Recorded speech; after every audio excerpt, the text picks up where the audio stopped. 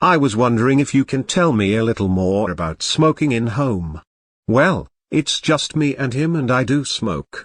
I try really hard not to smoke around him.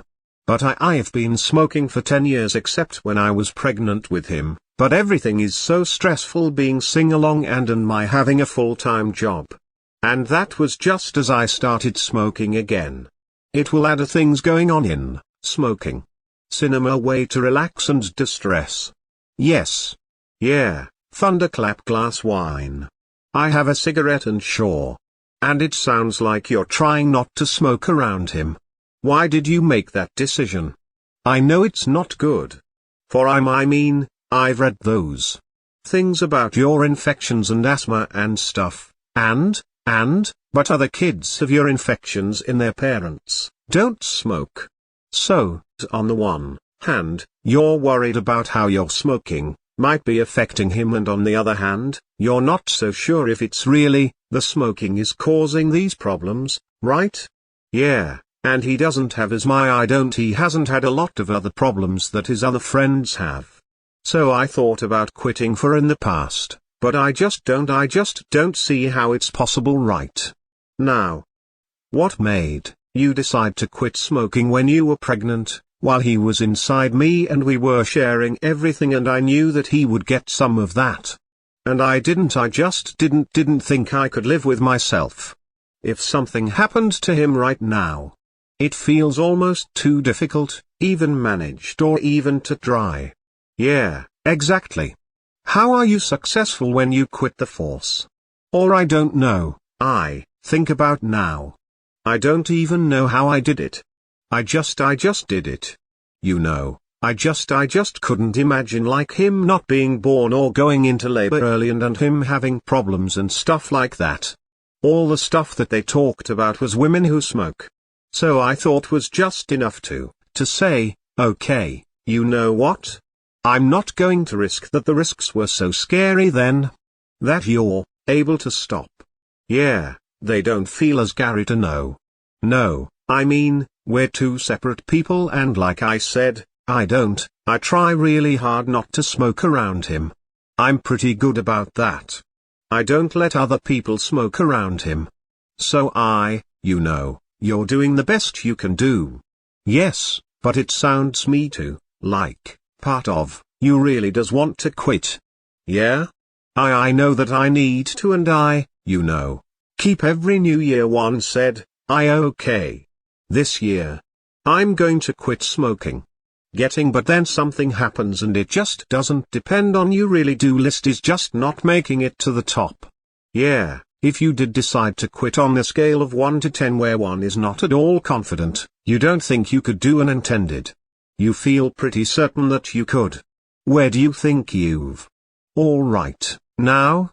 Probably like a 5 time and I'm sure area. I know done it before so I know I can do it, but as king time. It just seems really hard and I found the same situation. Well, what made you say 5 rather than 2 or 3? I know all the ways. It's bad for me and I don't want him to grow up thinking that it's okay to smoke. I don't want him to use any kind of, I don't want to chew or anything like that. So I know I need to, especially before he gets old enough to understand what mum is doing, but I just don't know if I can do it. So it sounds like you have a lot of reasons why you'd like to quit. You haven't been successful quitting in the past. And right now you're just feeling a little bit hesitant about your ability to do it. Yeah, where do you think we should go from here? I don't know. I'd like some help. I just don't know what kind of help I need. Sure. Well, if you'd be interested in something, I can definitely talk to you about. There are a lot of new options that can actually help people be way more successful in their attempt at quitting. Different medications, you can try. I don't like medicine. Okay. There's also a lot of support groups and classes that you can take, or you have other people to go through it with you, and sometimes just having that support can be a big part of it. Especially for people like you where smoking is such a stress reliever. That sounds nice, but I'm not sure if I have the time for all that. Sure. It feels like something that would take up a lot of time and maybe not fit into your life. I wonder if we could talk about some options that might fit into your life. That would be really nice. Okay. Well, if you're willing, then we could set up another appointment where you could come in and we could talk more about that. I would like that. That would be great. Heal support. We cover all sorts of search, the Mediterranean diet. What fat is right for you? How much salt is safe diets to protect her and diabetes, early death, heart disease. So this next segment is actually happy perturbing. We're being told that almost all this research is wrong, is thrown. Unid is a professor of medicine at Stanford University and he says, the scientific approach taken by nutrition researchers is nowhere near rigorous enough. And we have to go back to we should learn anything significant about how diets impact health, and for you Amy. Now we had to run lots of times before talking about various things and demolishing a few iconic areas of health and research. You're arguing that nutritional research need radical reform on what basis? Do you say that? Well, there's clearly a factory of papers being produced in nutrition physiology in particular that don't meet very high hundreds of credibility, the type of research that is being done in traditional technology. It's not an issue. That is that scientists involved in it, maybe excellent sites are involved in, but the odds of getting it right are extremely small. Let's look at that in a moment, but you hold in your paper some really bizarre conclusions that you might come to from. If you believed past nutritional research, just tell us some of those bizarre findings and their Shinto either longevity or shortened lifespan. Most of these days are not experimental. They're not randomized. They just observing people who report what they eat, and they take that seriously, that this is reflecting exactly what they ate, which is what major assumption second people take these behaviors and these numbers as causal, which means that they look at the numbers and they translate them to an effect of these new trends, Europe of these foods on mortality. And then they also make another assumption that these risks are applicable to the entire lifespan. So then let's take a number like 15% relative risk reduction in mortality or 15% increase in survival. We visited the call number that comes out of these studies, and this is the number that is the summary of all the data. For example, on what is the benefit with eating 12 hazelnut. Today, if you translate that to a gain in survival, you take 80 years, you multiply that by 50%. This looks like a 12-year gain in survival, just by eating 12 patients a day, or literally one is another day would give you one more year of life as a benefit. It's a ridiculous calculation.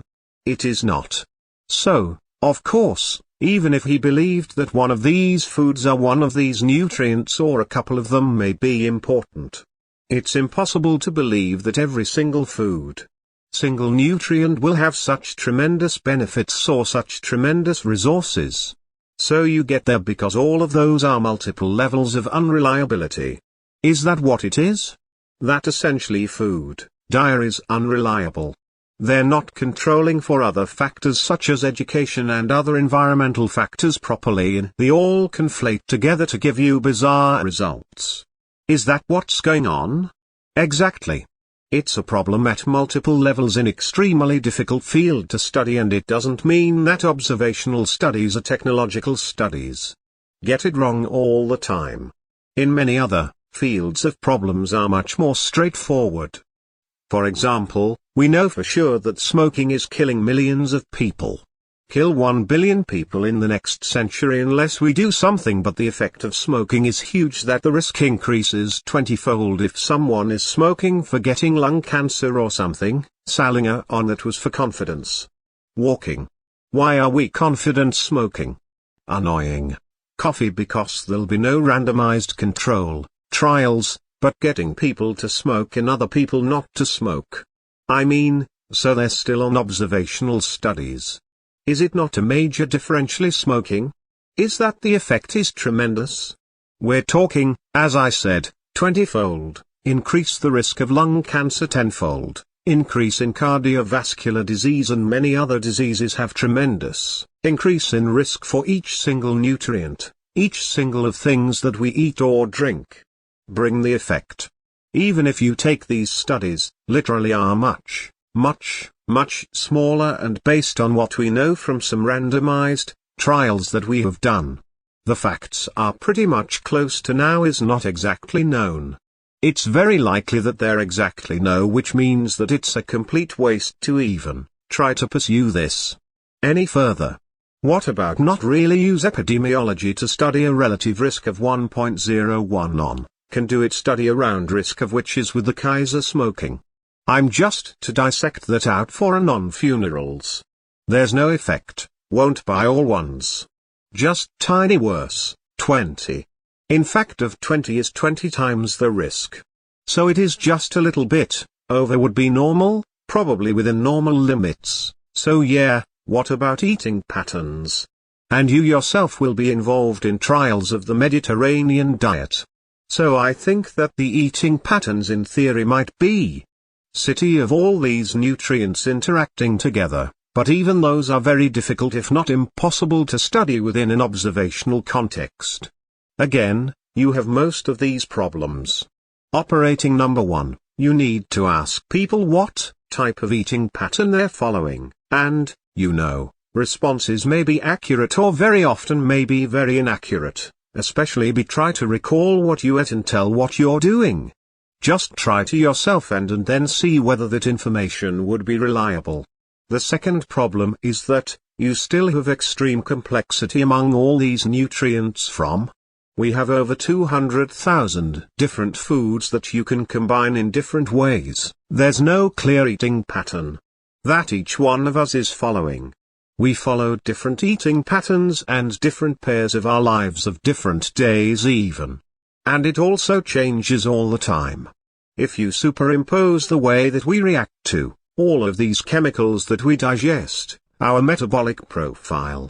Also, our genetic profile might affect how we react to circumstances, our environment, socioeconomic factors that dictate what we decide to eat or not eat, and what we do or don't do with our life. At the